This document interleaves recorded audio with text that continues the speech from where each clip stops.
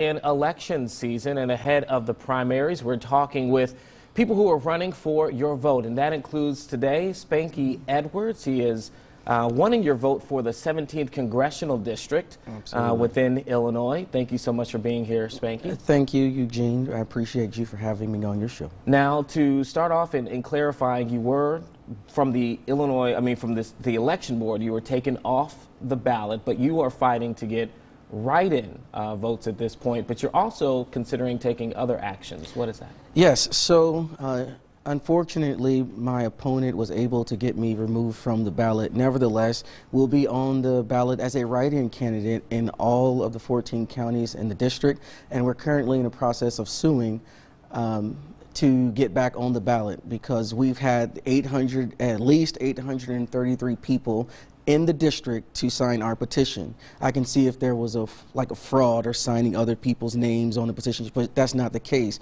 833 people who have voted before signed my petition, so therefore I should be on the ballot. Now, just for clarity there, you said that your opponent got you off the ballot, but the reason why the ballot also said why your name was removed was because of addresses that they said did not match, correct? Yeah, so the unfortunate reality about people who are experiencing poverty is that we move all the time. Even my address, I'm not registered at my current address because I just recently moved. So when you are renting, it's only 30% of the people within the whole 17th district that own their house. So we have a high mobility rate. So people don't register to vote every time that they move.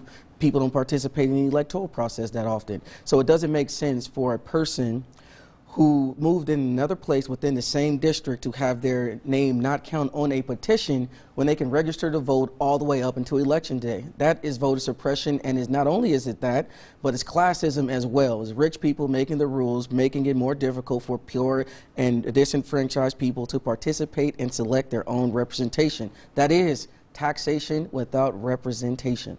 All right, you're from Peoria? Born and raised. Born and raised in Peoria. Can you kind of tell people a little bit more about yourself who may not be familiar with you? Yes, I'm born and raised in Peoria. I went to born on the South End, raised in the East Bluff. Missouri Block is where I'm from. So I went to Glen Oak Primary School. Shout out to the Mighty Oaks. White Middle School and Peoria High School. Now, my freshman year, I was a water boy, the manager for my freshman year for the championship team, which was Sean Livingston, Brandon Lee, and all those great persons who also played on our. So they are my brothers, and many of them are going to help me in this election as well. So for your campaign, you're moving forward. Obviously, again, you said that you're from Peoria. Peoria is very near and dear to your heart here. What are some of the things that you think you can bring to the table when it comes to particularly an area where the last several years we've looked at the discrepancies between people of color within this community? I know you have some ideas there. What are some of the ideas that you have to kind of combat that issue that the city's really been talking about for the last several years? They've been talking about it. Many of them have been actually working, but at a snail's pace, in my opinion. So some of the things that we have, as an educator myself, I worked in Peoria Public Schools, I worked in Atlanta as well. So one thing that we're going to be able to do is what we call a moral reconstruction, along with the Poor People's Campaign, and William Barber also is pushing this moral reconstruction. So it's not the fact that people are not working hard, it's that they're working really hard, but they're working 2 and 3 jobs and they can't raise their children. So I think that is very immoral, considering that it's also what Martin Luther King's talked about people living on an impoverished island in a vast ocean of so much material wealth. So our moral reconstruction consists of 3 things. It is economic reconstruction, an education reconstruction, and an environmental reconstruction. So we support things like, if you are a public servant, if you are a teacher, a police officer, a fireman, a nurse, if you are providing those type of essential services that we cannot live without you, in the media as well. Eugene, I think you should be making $100,000, at least starting off $100,000, because you are providing that sort of value to our community, not $30,000 and $40,000, and so you can't raise a family on that. So that's one of the things that we'll be doing as far as the economy is concerned. One thing that works in Peoria is when Peoria's had the greatest economy, many in the country, we rival when we were the whiskey capital of the world. So what I want to do is to expand crop insurance for farmers. So they can't, so right now the federal government only covers soybeans and corn. What if we expanded that to wheat and marijuana and other things? So that way we can have more revenue in and paying people more money. We can put distilleries back in Peoria, but not only in Peoria. We can put distilleries and weed dispensaries and farms, crops, so they can grow them in Peoria, Rockford, Galesburg, and Rock Island. Those are creating those types of 100,000 job opportunities, and the tax that goes from them will come and be sent into coffers to be able to pay teachers more what they deserve, firemen what they deserve, nurses what they deserve. So that's what, and also I support the Green New Deal as well. So that handles, handles the catastrophe that we are facing in our environment. But additionally to that, I want to spend $1 billion extra to clean the Illinois River as well as the Mississippi River as well, because it's disgusting if you go down there. The water's brown. It's all types of things that should not be in a river that is in there. So I want to spend an extra $1 billion a year to make sure that the water and the pipelines are clear of lead and other poisons that's in the Illinois and the Mississippi River. $1 billion each year to do Absolutely. those things just for those waterways. Yes. Okay. Back to your $100,000 a year. You had the ideas that you talked about for agriculture.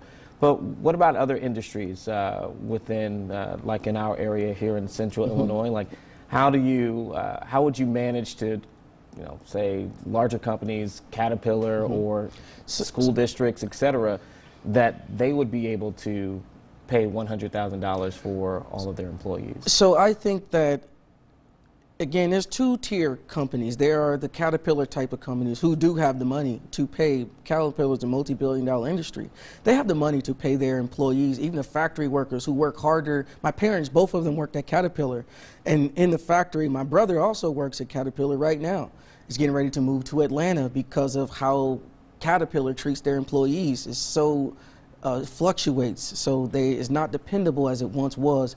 So those companies, the Fortune 500 companies that can afford to pay them, will demand that they pay their employees. Those are the Walmarts and McDonald's. Will demand that they pay their employees a living wage. The companies that are the mom and pop stores who cannot afford them, then we'll provide, again, I will introduce a bill to reinstate the Freedmen's Bureau, and that's hiring retired military veterans as well as MBAs to work on the local level to get these businesses up to where they need to be. So again, the Freedmen's Bureau happened after the Civil War when they helped slaves adapt to freedom. So they built hospitals.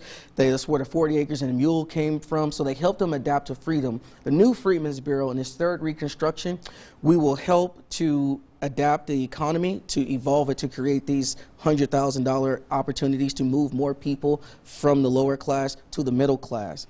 And then how would you distinguish which, and last question on this topic, but how would you distinguish which companies could and could not pay? I'm sure there's a lot of companies who will try to argue, or businesses that will try to argue, I can't pay my employees that much. They can try. So it's not a minimum wage that we're shooting for. It is a middle class wage that we're shooting for. So if you can do that, then I wouldn't mind giving companies tax breaks who pay their employees at least $75,000, I wouldn't mind doing that, but we have companies that are making billions of dollars, almost trillion-dollar companies that are paying nothing in tax, and they're paying their employees starvation wages. In 2020, we cannot allow that type of stuff to happen. That is an immoral crisis. So when we talk about the moral reconstruction, those companies, we're coming for you. You have to pay your fair share in taxes so that the roads and infrastructure can be paid for, teachers, all those different types of things. You have to pay your fair share in that. And again, Amazon's going to be fine if they're taxed. Microsoft, Apple, all those companies will be fine if we tax them the proper amount or a fair tax for them. They can survive that. They're billionaires. All right, so I have just two more questions for you within the time that we have here. The first is simply, do you have a presidential candidate that you support at this point? Absolutely.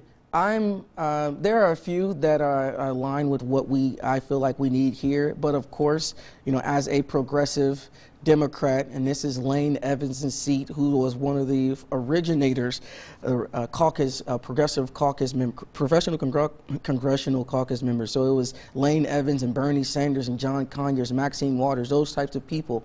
So I support progressive Democrats like Bernie Sanders, as well as Elizabeth Warren, those type of candidates currently. All right, and so last for you, this would be a first when it comes to being in office in this regard. Why should people vote for you, particularly? I mean, obviously, we're not just talking about Peoria. We're talking about a much larger area, even up to Rock Island.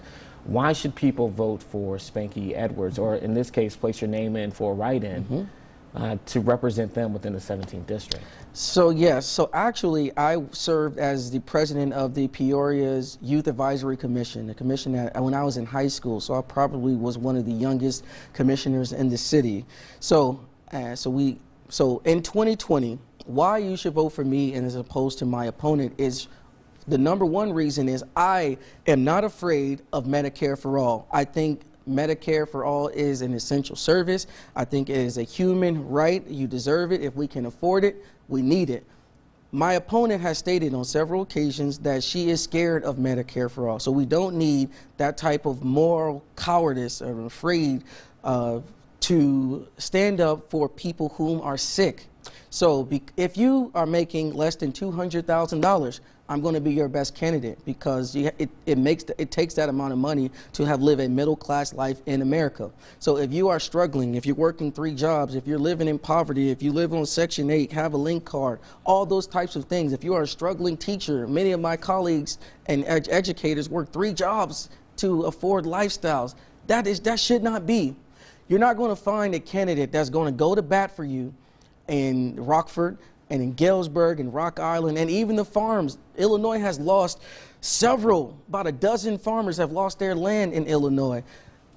Hundreds of thousands of people are fleeing away from Illinois. So I'm here, I came back to Peoria to help and to lift my people up. Again, this district is the 3rd worst district out of the 435 districts in the entire country. The 17th district is the worst for black people, and it's not doing too much better for poor people either.